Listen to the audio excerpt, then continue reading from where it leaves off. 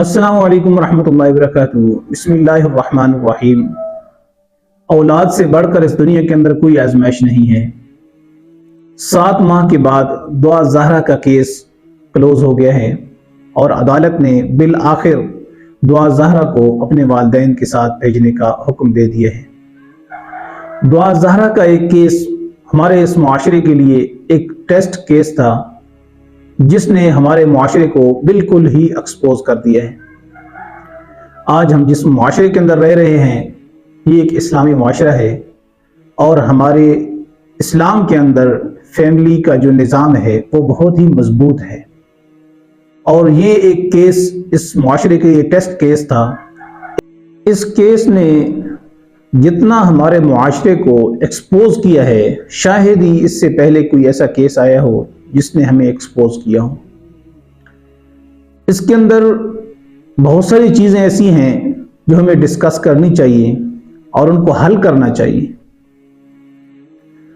ان میں سب سے پہلا جو مسئلہ ہے وہ ہے ہماری سماجی غلطی کہ ہمارے سماج کے لوگ آج کہاں سٹینڈ کر رہے ہیں کہ یہ اس طرح کے واقعات اس معاشرے کے اندر اگر کہیں پر ہو بھی جاتے تو یہ ایک ایسا واقعہ تھا کہ جس کو فوراً سے پہلے حل کر دیا جاتا تھا اور اس کو بغیر اس کی نمائش کے اس کو ختم کر دیا جاتا تھا۔ لیکن آج ہم سماج کے اعتبار سے سماجی اعتبار سے ہم کہاں پر سٹینڈ کر رہے ہیں کہ آج اس طرح کے واقعے کے جو وکٹمز ہیں ہم ان کے انٹرویوز جا کے لے رہے ہیں، ہم ان سے جو ہے ان کی ذاتیات کے بارے میں اس کو ویڈیو کے اندر ان کو ویلوگ کے اندر ان کو جا کے اپریشیٹ کر رہے ہیں، اور کچھ لوگ تو ان کو جسٹیفائی بھی کر رہے ہیں کہ آپ نے اچھا کیا ہے۔ تو میرے خیال میں یہ اس معاشرے کا بہت بڑا المیہ ہے، اور آج ہم اپنے آپ کو دیکھیں کہ ہمارا معاشرہ کس طرف بہہ رہا ہے۔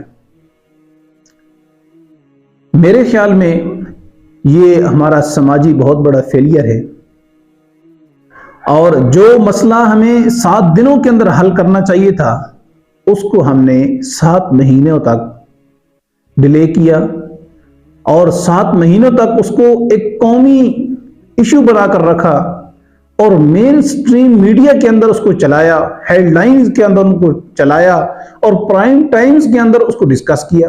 حالانکہ یہ ایسی چیز ہے جس معاشرے کے اندر ہم رہتے ہیں اس معاشرے کے اندر ایک اصول ہے کہ بیٹی تو بیٹی ہوتی ہے چاہے وہ کسی کافر کی بھی کیوں نہ ہو۔ تو میرے خیال میں جن لوگوں نے اس کے اوپر باتیں کی ہیں اور جن لوگوں نے اس کے اوپر مختلف قسم کی خبریں دی ہیں، اس کا اثر جو دعا زہرا کے والدین پر پڑا ہے اس سے زیادہ جو پاکستان کے ہر صاحب اولاد اور ہر بیٹی کے باپ پر جو اثر پڑا ہے یہ بھی ایک ناقابل برداشت عمل ہے۔ یہ کیس ایک ایسا کیس ہے کہ جس طریقے سے ایک خودکش بمبار جو ہے یہ خودکش جب کرتا ہے تو اس کی اس وقت ذات نہیں ہوتی ہے، بلکہ اس کو اس بات پر ابھارنے والی جو چیز ہوتی ہے خودکش بمبار کو، وہ اس کی ذہن سازی ہوتی ہے اور اس کی ذہن کی تیاری ہوتی ہے کہ اس کو برا نہیں لگتا۔ تو اس ایشو کو جو ہم نے اٹھایا اور پاکستان کا ہر فرد اس کیس کو جانتا ہے، اس کیس کو ہر بچی نے، ہر بچے نے، ہر والدین نے اس کو سنا ہے۔ تو یہ جو ہماری ذہن سازی ہوئی ہے اور جو ہمارے بچوں کے ذہنوں کے اندر یہ چیزیں جو گئی ہیں، میرے خیال میں اس کا اثر بہت برا پڑا ہے۔ اس لیے ہمارے سماج کا یہ بہت بڑا فیلئر ہے کہ ہم صرف اور صرف اپنی خبر کو پھیلانے کے لیے، اپنے چینل کو صرف اور صرف ریٹنگ بڑھانے کے لیے اس کو کور کرتے رہے، اس سے جا کر اس کے گھر میں جا کر ان سے انٹرویو لیتے رہے۔ یہ بہت ہی بری چیز تھی، اور یہ جو اس کے نقصانات ہیں میرے خیال میں اس کا خمیازہ ہم بھگتیں گے۔ اللہ پاک ہم سب کی حفاظت فرمائے۔ اور دوسری چیز، اگر ہم اسلام کے خلاف جائیں گے، نیچر کے خلاف جائیں گے، تو آج یہ واقعہ ہوا ہے دعا زہرا والا مہدوی کاظمی کے صاحب کے ساتھ، تو آج ان کے ساتھ ہوا ہے یہ واقعہ. اگر ہم اس سے سبق نہیں سیکھیں گے تو آپ بھی ہو سکتے ہیں. تو اس لیے اپنے بچوں کی تربیت کے اوپر نظر رکھیں، ان کو فرشتہ سمجھنا چھوڑ دیں، ان کے جو بھی ایکٹیویٹی ہیں ان کے اوپر نظر رکھیں. انشاءاللہ اگر ہم ان کی تربیت پر نظر رکھیں گے تو اس طرح کے حالات پیدا نہیں ہوں گے. اور تیسری چیز جو ہے وہ قانونی اعتبار سے جو ہم ایکسپوز ہو رہے ہیں. اب پاکستان ایک ملک ہے، اس کے اندر 2 صوبے ہیں، صوبہ پنجاب، صوبہ سندھ. ان دونوں کے اندر چائلڈ میرج ایکٹ کے اندر فرق ہے، تفاوت ہے. سندھ کے اندر اور قانون ہے اور پنجاب کے اندر اور قانون ہے، جس کی وجہ سے یہ جو مسئلہ ہے، یہ جو کیس ہے، یہ 7 مہینوں تک ڈیلے ہوتا رہا ہے. کیونکہ سندھ کے اندر جو ہے ایکٹ یوں ہے کہ 18 سال کا جو بچہ یا بچی ہے وہ میچور ہے، وہ اپنی شادی خود کر سکتا ہے ولی کے بغیر. اور پنجاب کے اندر جو پاکستان کا جو ایکٹ پاس ہوا ہے چائلڈ کا، اس میں 14 سال ہے. تو اب ان دونوں کے اندر تفاوت جو ہے اس کو بھی ہم نے ختم کرنا ہے، تاکہ اس طرح کے کیس جو ہیں یہ جلد از جلد ختم ہو جائے. اور یہ پیچیدگی کو ختم کرنا چاہیے. اور ایک چوتھا جو اس کا پہلو ہے وہ ہے معاشرتی پہلو، کہ اس واقعے کا اثر معاشرے پر کیا پڑا ہے، ہمیں اور ہمارے معاشرے کو اس سے کیا لرن کرنا چاہیے، کیا چیز سیکھنی چاہیے. اس میں سب سے پہلے تو والدین کو سیکھنا چاہیے.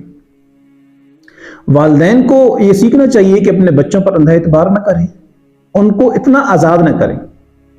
اسلام، ہم مسلمان ہیں، یہ مسلمانوں کا ملک ہے، تو اسلام جو ہے وہ فریڈم دیتا ہے. اسلام فریڈم دیتا ہے، لیکن اسلام کے اندر فریڈم ہے، لیکن فریڈم میں اسلام نہیں ہے. ایک بات یاد رکھیں، اسلام کے اندر فریڈم ہے، آزادی ہے، لیکن فریڈم کے اندر اسلام نہیں ہے، آزادی کے اندر اسلام نہیں ہے. تو ہم اسلام کے اندر رہتے ہوئے آزادی اختیار کریں، فریڈم لیں. تو ایک بات تو یہ کہ اپنے بچوں کی تربیت پر نظر رکھیں. دوسرا سبق بچوں کے لیے کہ دیکھیں، سب سے پہلی کہ 7 مہینے بعد دعا زہرا کو یہ احساس ہو گیا ہے کہ میں نے اپنے والدین کی نافرمانی کی ہے، میں نے غلط کیا ہے، اور جو چیز میں نے یہ ایکٹ کیا ہے، جو کام میں نے کیا ہے، گھر سے بھاگی ہوں، تو اس پر وہ پشیمان بھی ہے. اور اس نے یہ اظہار کیا ہے کہ میں اب ظہیر سے، جس کے ساتھ وہ بھاگ کر گئی تھی، اس سے مجھے نفرت ہے. اب یہ دیکھیں کہ اب کچھ دنوں کے بعد وہی بچی اس سے نفرت کا اظہار کر رہی ہے. تو کتنا بڑی ایک اپنی عزت کے اوپر بھی ان کی حرف آ گیا ہے، اور ماں باپ کی عزت کو بھی انہوں نے تار تار کیا ہے. پھر اپنے فیملی سسٹم کو بھی تباہ کیا ہے.